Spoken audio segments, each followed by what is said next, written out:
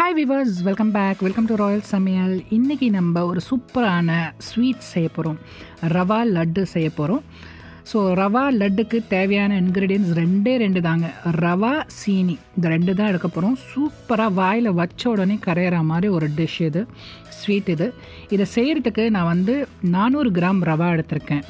So 2 cup ரவை, ஒரு cup 200 gram, 2 cup 400 gram, 400 கிராமுக்கு ரவா எடுத்திருக்கேன். சீனி 1.5 கப்பு, உங்களுக்கு இனிப்புக்கு தகுந்த மாதிரி 1.5 கப்பு போட்டால் சூப்பராக இருக்கும். அதுக்கு ஜாஸ்தி வேணுங்கிறவங்க போட்டுக்கலாம், அதை குறைச்சி போடுறவங்களும் எடுத்துக்கலாம். இதை நான் வறுத்து எடுத்துக்கிறேன். ரவாயை எப்போதும் செய்யும்போது நம்ம வறுத்து எடுத்துப்போம் இல்லையா, அந்த மாதிரி வறுத்து எடுத்துக்கலாம். இது எப்படி இருக்கணும்னாக்கா, கை சூடு ஒருக்கிற அளவுக்கு இருக்கணும். கையால் ரவையை நம்ம தொட்டோம்னாக்கா அந்த சூடு கையில் ஒருக்கணும். அப்படி இல்லைன்னா ரவையோட ஸ்மெல் நமக்கு வரும் இல்லையா. ஸோ அந்த மாதிரி டைமில் நம்ம நிறுத்திக்கலாம். இது ரொம்ப கருகிடக்கூடாது. அதாவது அந்த ப்ரௌன் கலராக மாறிச்சுனாக்கா நமக்கு ரவையோட லட்டோட கலரும் சேஞ்ச் ஆகிடும். அதனால் பார்த்து ஜாக்கிரதையாக நம்ம வறுப்பட்டு எடுத்துக்கலாம். இதை நான் இப்போ மிக்ஸி ஜாரில் போட்டு அரைச்சி எடுத்துக்கிறேன். இங்கே எங்களுக்கு 3 விதமான ரவா கிடைக்குதுங்க. ஒன்று சின்னது, அதாவது குட்டியாக மைன்யூட்டாக இருக்கும், சின்னதாக அந்த மாதிரி கிடைக்குது. மொயம் அப்படிம்பாங்க. அதாவது ரொம்ப அதோட அடுத்த ஸ்டேஜ் மீடியம் சைஸில் பெருசு, நல்லா ஊரில் கிடைக்கிற மாதிரி ரவை அந்த மாதிரியும் இருக்குது. ஸோ இதில் நான் நார்மல் ரவை தான் எடுத்திருக்கேன். அதை அரைச்சி எடுத்து வச்சுக்கிறேன். நல்லா ஓரளவுக்கு பட்டு போல் அரைச்சி எடுத்து வச்சுக்கிறேன். சீனி நான் சொன்ன மாதிரி 1 கப்பு இல்லைனா 1.5 கப்பு, உங்களுக்கு இனிப்புக்கு தகுந்த மாதிரி. அதில் ஏலக்காய் 4 ஏலக்காய் போட்டிருக்கேன். ப்ளஸ் வெண்ணிலா சுகர் ஆட் பண்ணியிருக்கேன். வெண்ணிலா ஆப்ஷன் தான், நீங்கள் ஏலக்காவே போட்டுக்கலாம். போட்டு அதையும் இந்த மாதிரி பட்டு போல் அரைச்சி அந்த ரவையோட ஆட் பண்ணி நான் மிக்ஸ் பண்ணிக்கிறேன்.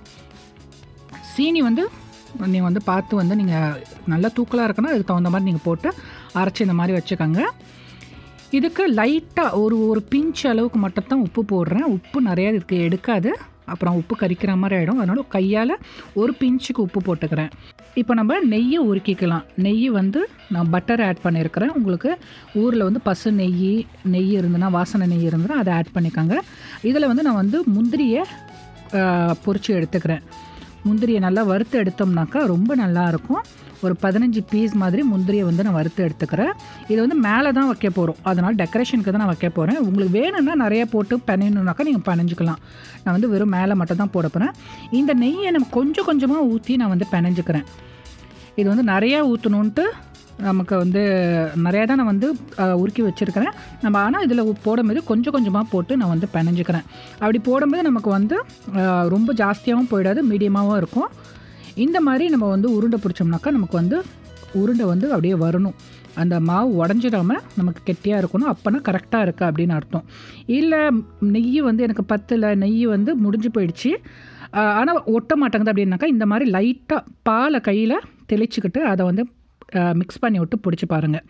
மறுபடியும் சரி வரலனாக்கா லைட்டாக பாலை தெளிச்சு விட்ட மாதிரி மறுபடியும் மிக்ஸ் பண்ணி விட்டு பிடிச்சி பாருங்கள். கண்டிப்பாக சூப்பராக ரவா நமக்கு பிடிக்க வரும். இதில் ஒரு இதுக்கு ஒரு முந்திரி அப்படின்னு சொல்லிட்டு நான் ஆட் பண்ணி பிடிச்சிக்கிறேன். உங்களுக்கு வேணும்னா நிறையா முந்திரியை சின்ன சின்ன பீசஸாக கட் பண்ணி போட்டு அதையும் வறுத்து விட்டு இதோடு கொட்டி நீங்கள் பிடிச்சி விட்டாலும் சரி. இது ரொம்ப ரொம்ப டேஸ்டியாக அருமையாக இருக்குங்க. அப்படியே வாயில் வச்ச வேகத்துக்கு நல்லா கரையும். சின்னவங்களும் சரி பெரியவங்களுக்கும் சரி எல்லாருக்கும் ரொம்ப பிடிக்கும் இந்த ஸ்வீட். இது பண்டிகை காலம் மட்டும் கிடையாது, அதாவது தீபாவளிக்கு நீங்கள் சாப்பிட்ருப்பீங்க. பண்டிகை காலம் மட்டும் கிடையாது, நம்ம நார்மலாகவே ஸ்நாக்ஸாக பிள்ளைங்களுக்கு செஞ்சு கொடுக்கலாம். இல்லை எங்கேயாவது வெளியில் பிக்னிக் அந்த மாதிரி போனாலும் சரி, ஏதாவது ஒரு ஃபங்க்ஷன் டைமில் செஞ்சு வச்சாலோ, இல்லை வீட்டுக்கு யாராவது விருந்து வந்தாங்கன்னா அவங்களுக்கும் செஞ்சு வச்சுக்கோங்க. ரொம்ப ரொம்ப அவங்களுக்கும் பிடிக்கும். இந்த வீடியோ பிடிச்சிருக்கோன்னு நினைக்கிறேன். பிடிச்சிருந்தால் லைக் பண்ணுங்கள், ஷேர் பண்ணுங்கள், சப்ஸ்கிரைப் பண்ணுங்கள். தேங்க்யூ ஃபார் வாட்சிங். தேங்க்யூ, பாய்.